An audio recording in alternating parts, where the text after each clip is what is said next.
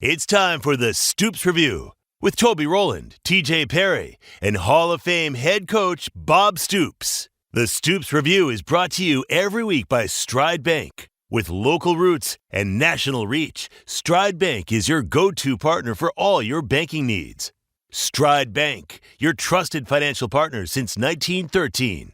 And now, with the Stoops Review, here's Toby Rowland, TJ Perry, and Bob Stoops.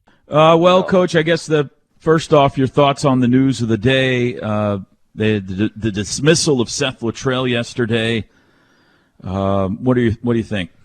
Yeah, really unfortunate. I hate it for Seth. Just has such a legacy here, and such a great guy. But I think, I'm sure Brent just feels, he's just at a point where we've got to try and do something to shake things up, as opposed to continuing to go down the same road. So it's very unfortunate, but I could see what Brent's trying to do, and that's just shake everything up. And hopefully, this change will certainly get the attention of everybody, the players, and and then hopefully, and it isn't one guy, and no one's saying it is. The football is the ultimate team game. It's never one person. It's everybody, and just unfortunately Seth's in that spot. That's calling the plays, which is a big deal. So hopefully, this can change some things, and Joe John can, take it over and, and find a spark somehow. Do you have any familiarity with Kevin Johns, Coach? Not really. No. Not much. He's the other guy in this that's interesting. Obviously, he's coming in to be co-OC and quarterbacks coach. And, you look at his resume, and he's worked with Mike Elko at Duke and Kevin Wilson at Indiana and Cliff Kingsbury at Texas Tech. And so be interesting to see how much he can help as well. Yeah, definitely. Something, you have to try and, keep doing something. But those are all great coordinators and great play callers that you named. All those guys have great reputations. Realistically, Coach, you've been inside, obviously, the locker rooms and the meeting rooms and everything. How much can something like this help or change things? Can I don't know, turn the season around, but can it be a kind of a kick in the backside and get them going here a little bit? It can. You sure hope it will be. But that can happen. But a lot of it, too, like I said, isn't all on Seth Littrell. I mean, when you're got to get some receivers back, got to be able to block somebody. When you're giving up 9 sacks and turnovers for touchdowns, you got to do some things to help yourself also. But it can galvanize people, and there could be it can make a difference, definitely. Take me back to the game on Saturday. What are your thoughts on how everything unfolded there Saturday? Well, the big factor early on we've talked about, we weren't, at least Michael Hawkins wasn't turning the football over and, was taking care of the ball. And here we go out, and the very first play we throw it right to them, and they score right after that. And then, then we get back-to-back turnovers for touchdowns. I mean, you just can't. When you're struggling, the worst thing you could, obviously you can't turn it over, but also turn over for touchdowns. You got to take care of the football and to give yourself a chance. And Michael had done that, for the most part up until this game. How did you feel like Jackson Arnold played once he came in? I thought he looked good. I thought he looked different than when, he had played earlier in the year. So hopefully that's a positive sign. I thought when he came in, he did do some things, fairly well. How much do you think – I mean, you had to worry about guys transferring, but the portal now is kind of, accelerated that to some crazy degree. Do you worry about that in the middle? Do you have to always be thinking about the possibility of guys possibly transferring, or can you not afford to think about those things? Well, I'm thinking about the quarterbacks is what brought that up.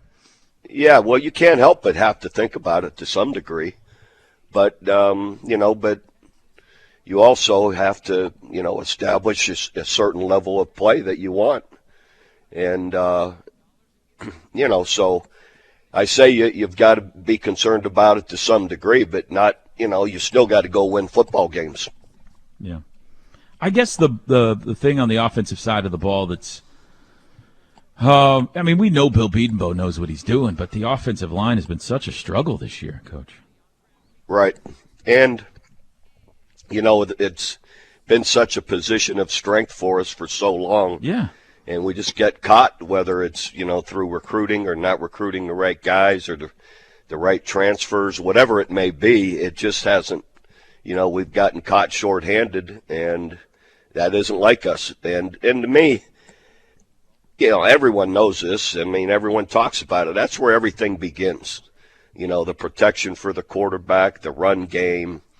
If you have no run game, then you have no play action pass. So it kind of, in my mind, we've been spoiled. Everything begins up front, and we've had such a great offensive front for so long, and we're just really not right now. And going against, and now we're going against better defensive linemen, in the SEC. So all of it is sort of magnified. Hey, hiring coaches, you had to throughout the years, whether it was a coordinator or position coaches, obviously from year to year makes, a guy gets another job or whatever the case may be. Were you constantly, did you have a list of, man, I like this guy, I like the way he does this. If I ever have to make a change at this position, I like, did you kind of always have a running list of guys you like to potentially work with in the future? Definitely. To some degree, yes.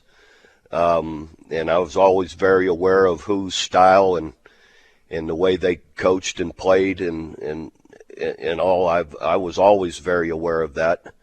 Although, a couple of my hires that were two great offensive hires were Kevin Wilson. I did not have a relationship with at all and didn't know, but liked what he did there at Northwestern. And then Lincoln Riley I had no connection with, but I just saw and went through statistics and how their offense had been playing. And, so sometimes you have a running list of guys otherwise you just pay attention around the country of the styles that you like in the way they play. And to me, there's always a little bit of proof in what's your track record. A guy's track record always, that is something to pay attention to. Was there anybody that you ever really would have loved to have worked with, but it just never worked out timing wise or whatever the case may be? You never had a chance? Not really. A guy that I love what he's doing now, I'm happy for him, is Cliff Kingsbury and what they're doing with Washington, the Commanders. I always thought Cliff was a great, great play caller and offensive coach, and he's proven that, but I love it that he's, now that what he's doing up there, as an O coordinator in the NFL. Despite the offensive struggles, Coach, the defense has continued to play hard. 6 sacks on Saturday, in a big hole in a game that's pretty much insurmountable in the second half, and they're still getting after it. I think you got to be pretty impressed with how the defense has played all year, but especially Saturday in a difficult spot. Yeah, definitely. No, it's where I was saying, if you just don't turn the ball over, they're going to keep you in it and give you a chance to come up with a play or two in the second half or late in the fourth quarter to have a chance to win. But not when you're turning the ball over and giving up turnovers for touchdowns. But definitely the defense with 6 sacks, probably 10, 12 tackles for loss in the backfield. So they're doing a lot of really positive things. Another guy that was a silver lining Saturday was Jacob Jordan. Looked a lot like number 12 in a uniform last year out there running around. Freshman kid down from South Lake Carroll. and he gets a chance and made the most of it on Saturday. I thought he looked pretty good out there, Coach. He looked really good. Good route running and good hands, all of it. I'm happy to see him as well. Just when you're missing so many receivers, guys like that got to start stepping up. I'm going to put you on the spot here a little bit, Coach, but when we had the change at head coach and you took over for the bowl game, you had a press conference and you had just the perfect thing to say to Sooner Nation that made everybody feel better. Sooner Nation's kind of in a panic right now. So what would be your message to OU fans out there? Well, just to stay positive, that this won't last. It's not easy. I get it. But I got faith in how hard Brent and all those guys work and how much they care about, this university and this program. And they'll fight hard and they'll get it right. Just gotten caught in a bad situation and gotta try and minimize it. Being a head coach at a major university, a premier university like this is great. I would imagine the hardest thing to do for you was to make staff changes. I mean, you get to know these guys on a daily basis. You're in the foxhole with each other. You know their families and everything. But can you take us through the difficulty of making the decisions like Brent had to make yesterday, in the season or out of the season?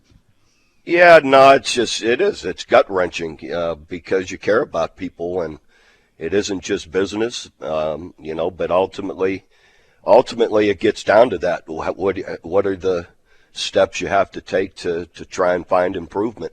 As hard as it is and as gut-wrenching as it is, you have to make those decisions. So, but it's hard, incredibly hard if you're a person that cares about other people. Have you watched much of Lane Kiffin's team this year, Coach? A little bit, yeah, and they look good. They've kind of been a little bit up and down, actually. Mm-hmm. Yeah. But I always thought, Lane's another one I think always does a really good job creatively on offense, whether it's him or whoever he's working with a lot of motions and a lot of, they just do a good job mixing it up, run and pass, and with a lot of motion where they make the defense work. You were telling us Saturday, I believe, if I remember correct, you've never been to Ole Miss, even in your coaching days at Florida, right? No, we didn't. Never been there.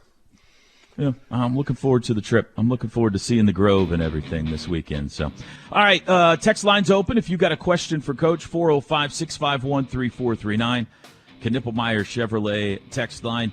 The Stoops Review, presented by Stride Bank, is brought to you in part by Fowler Automotive. Fowler Automotive is proud to be part of your community, where our passion and values lie far beyond the showroom. We're joined by head coach Bob Stoops for our weekly Stoops Review.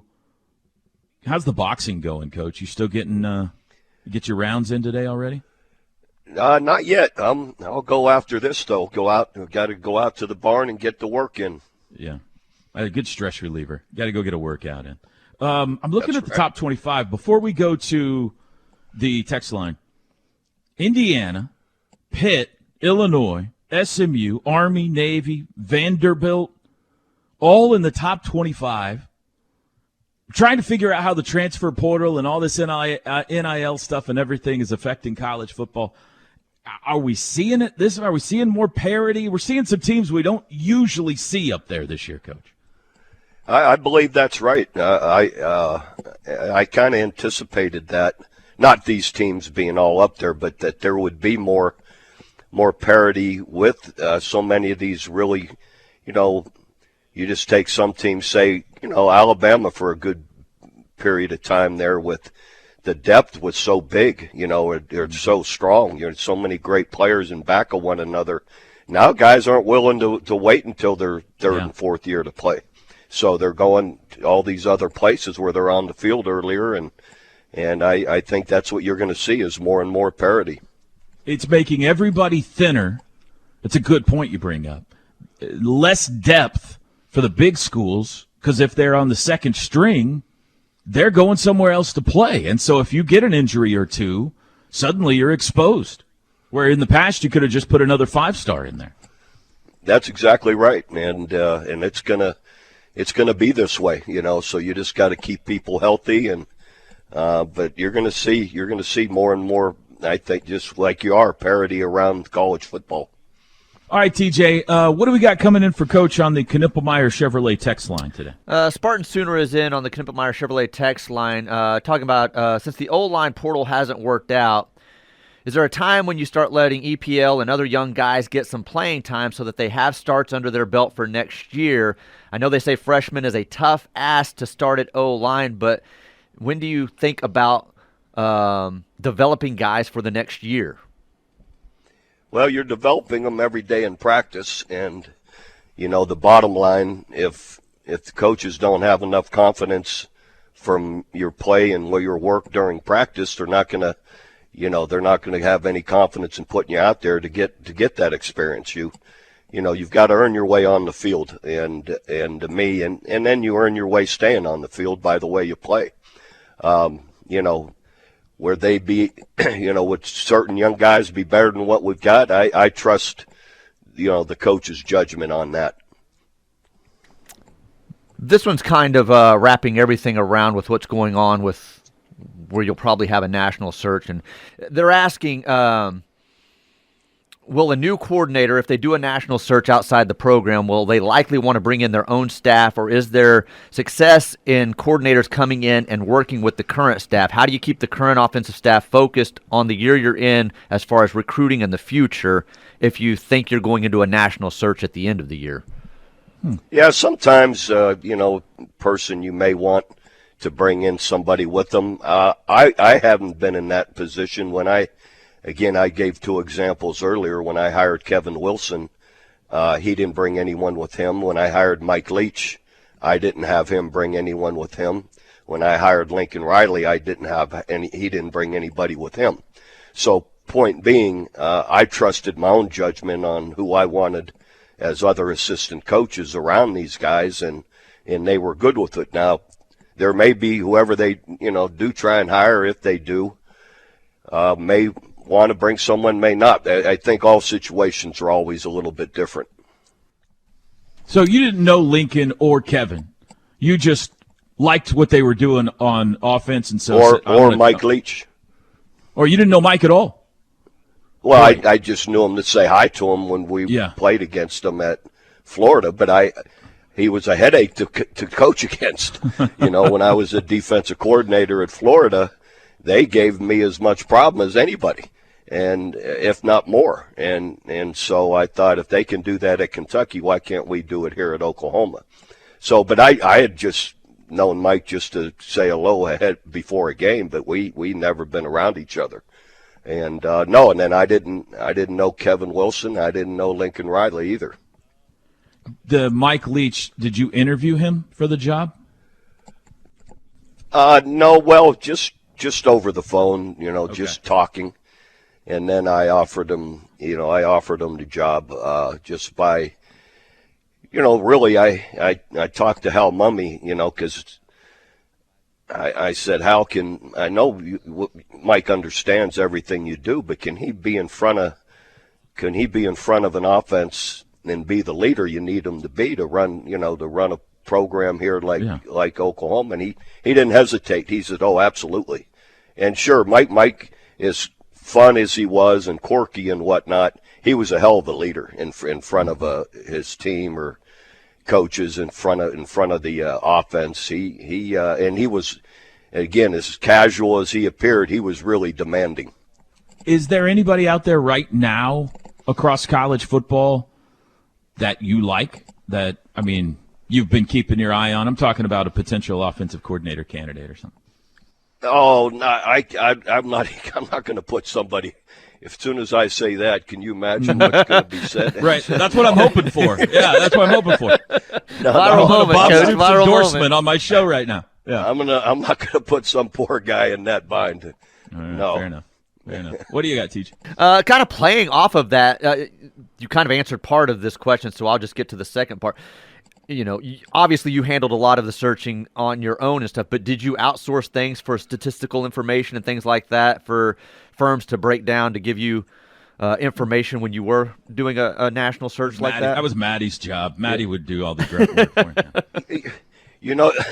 You don't need a firm to pull up statistics around the country. I could do it right now. Google it up, right, Coach? Yeah, that's right. That's all you got to do.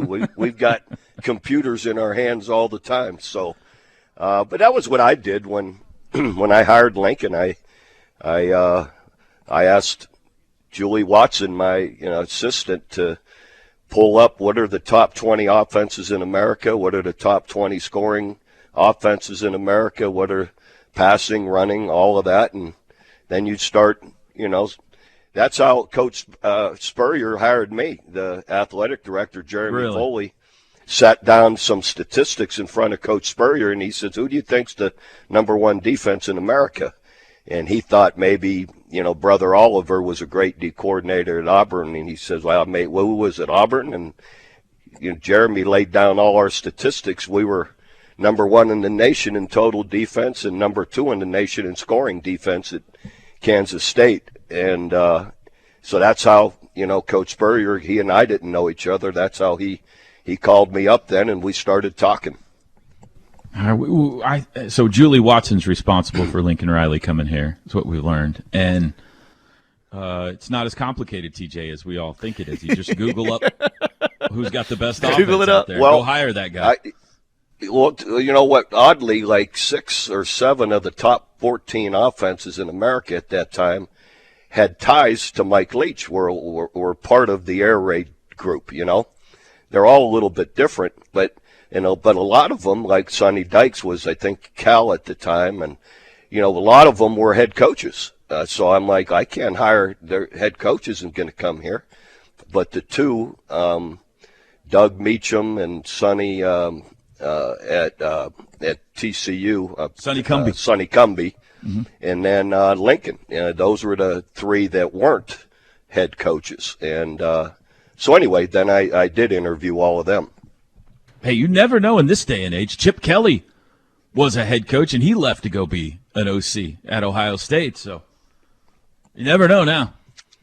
No, that's right. It's and also what you can pay coordinators in today's world. Yeah. What else we got, Teach, for Coach? As Coach, is it realistic to think that Joe, John, and Kevin can implement new schemes and plays mid-season with so few days between games? Good question. How much change can be made here? You can, just limited. I wouldn't. It'd be hard to be a wholesale change.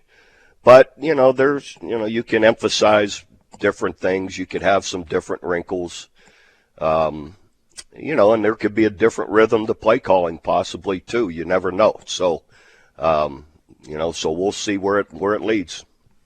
That's a good point. I mean, it could be as simple as Joe John likes different things on the play card than Seth liked. And exactly. Yeah. Who knows? All right, Teach, we got time for a couple more if you got them. This one says, I would like to ask Coach Stoops what his golf handicap is and would like to invite him to come play Bella Vista, Arkansas. We have 5 nice courses, and I can make a weekend full of golf for him. It's from Bailey from Bella Vista. I appreciate it, Bailey. I wish I could. I'm a 12 right now, which isn't very good. I used to be a little lower than that, but anyway, I appreciate the offer, and maybe if I work my way to Arkansas, I'll let you know. TJ, I've seen Coach hit a golf ball. He's sandbagging right now. There's no way he's a 12. He's trying to get some strokes off of you out there, people. I'm supposed to play more nowadays, and I don't. I don't know what's going on. I need to have a talking to with myself. You got to quit doing stupid radio shows like ours, Coach, and get out there on the course. Well, this is nice and early, though. This works perfect. All right, very good. Well, one more, TJ. Coach, talk about the quickness of hiring a guy at the end of the year with the portal opening a week after the season ends. Players need to know who the hire will be so that they don't enter the portal. How quick is that process? Yeah, and today that's tough. Today's world's different. It's definitely, time is of the essence now, all the time, and hiring assistant coaches, hiring head coaches, all of it. So you do the best you can. Still, you got to get it right. You got to get the right guy, but you do have to move quickly on it. You think Drake will want to get into coaching when he's done?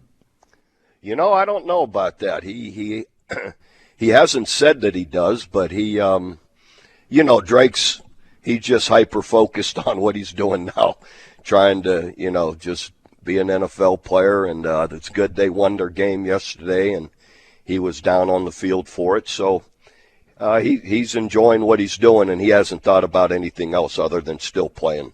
Yeah, I bet he's got it in his bloodlines. I bet he'd be a great one whenever he's done, but we'll see. Time will tell. Coach, thanks for your time as always. Really enjoy visiting with you, and already look forward to Thursday when you jump on with Teddy and Tyler and those guys. All right, Toby, TJ, good to be with you. See you, Coach. Bob Stoops right there. He's the winningest coach in OU football history, the Hall of Famer. TJ, you probably don't know it because you don't around the program much, but he's got a statue over there. Is that right? On that the right? Had no idea. South side. No idea. On the south side of the stadium. Who makes Bob's appearances with us possible every week? Thank you to the great sponsors over at Stride Bank. You can visit them online, stridebank.com. Fowler Automotive Group and Riverwind Casino. You see, I did a little professional journalism there, TJ. I softened him up with about 20 questions, and then I tried to get him to endorse an offensive candidate, right? Offensive coordinator candidate, but he's sharp still. I think he made the right decision there in the way he is. I would He dodged the question. There were many texts I couldn't read today, but I would like to thank the texters for giving me more acceptable questions for Coach this week than they had last week after the Texas game. What was one or two of the ones you couldn't read today? Oh, similar to what, you put him in a very uncomfortable position trying to get him to endorse a candidate. Things like that, like who does he see out there that would be similar along the lines. And then some of it which just, mean because I couldn't ask him, the questions because it involves Seth and the firing and stuff, so it was just not the proper time. Coach, why does everything about our program suck? I'll take it off the Well, air, that was some of it. Like, how do you get this bad and suck this bad on the offensive side, Coach? What happens inside the program there? How would you address all the suckage, Coach? The last question there I hadn't thought about is a really good question. I don't know who asked it, but the timeline. You kind of got to be working on this so that when does the portal open? It's about a week after the season ends, I think, is what that texter said. So, yeah. Is it a week after the championship game? It's like if you don't go to the championship game, I think you have an extra week. But still, the timeline's going to be tight. Mm-hmm. And you're right. You do want guys not only currently on your team, but the guys you might want to attract in the portal to know the direction you're going. Sure, absolutely. You have to. So, yeah, you got to be ready to pull the trigger on this thing